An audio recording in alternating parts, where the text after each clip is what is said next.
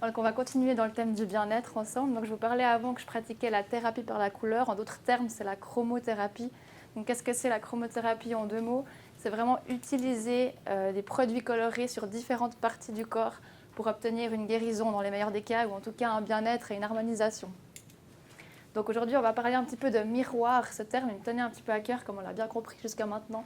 Il y a une communication qui se fait vraiment de manière très franche et très authentique entre notre énergie intérieure et l'énergie de l'environnement qui nous entoure. Et j'avais vraiment envie de mettre l'accent sur ce miroir, mais vraiment en termes de fréquence, en termes d'énergie. Donc je vous ai mis un petit peu là mon slogan qui me suit un petit peu partout, c'est qu'il n'est jamais trop tard pour rayonner de bonheur. Donc le but, c'est qu'on va vraiment utiliser ces fréquences et ces énergies du corps pour encore mieux rayonner autour de soi. À quoi ça sert de rayonner finalement? C'est de reprendre son plein potentiel. Quel est le but de reprendre son plein potentiel? Je pense qu'en tant qu'employé, employeur, patient, client, peu importe la casquette qu'on peut avoir à tout moment de notre vie, plus on est dans son plein potentiel, plus on va vibrer et plus on sera coloré et plus notre environnement aussi sera coloré. Donc comment on peut finalement reprendre ce plein pouvoir, ce plein potentiel de nous-mêmes? C'est par l'utilisation de la magie des couleurs, comme on l'a compris depuis le début de la journée, elles sont essentielles.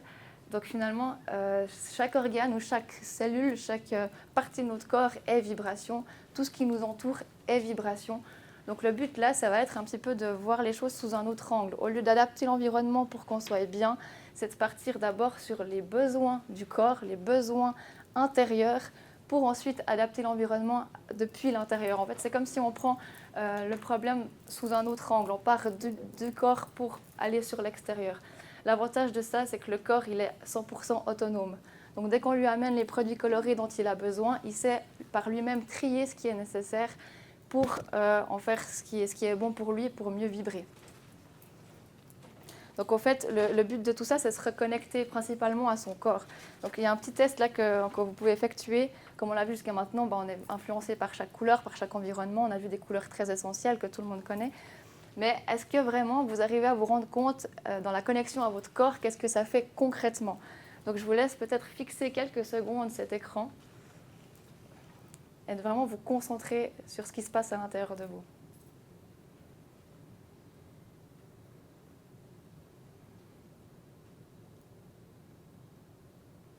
Après, vous pouvez prendre quelques petites secondes pour juste fermer les yeux et puis aller interroger dans votre corps quels endroits, quels organes, quelles parties sont peut-être influencés par cette couleur. Est-ce que c'est agréable? Est-ce que c'est désagréable? Peut-être un peu des deux.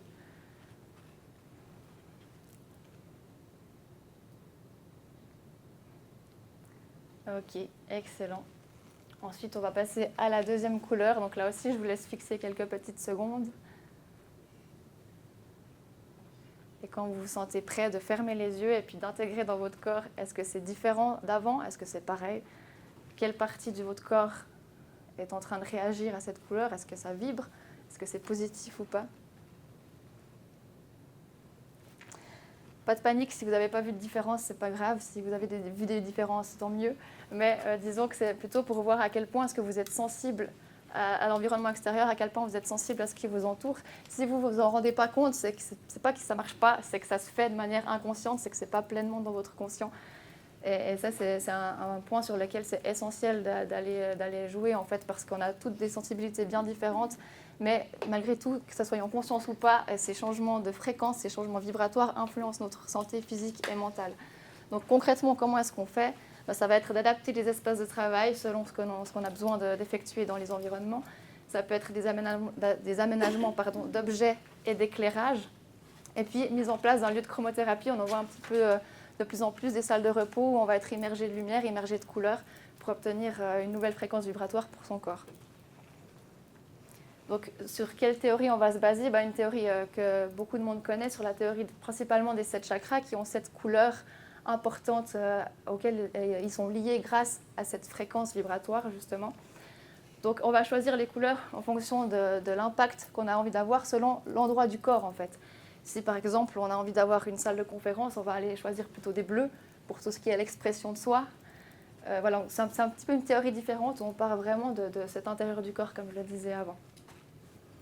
Il y a d'autres couleurs que ces 7 qui sont forcément essentielles. J'ai eu beaucoup de contacts, comme je disais à certains d'entre vous, avec avec des femmes enceintes avec lesquelles on a fait un suivi de grossesse avec des couleurs de bienveillance, des couleurs de fusion avec l'enfant.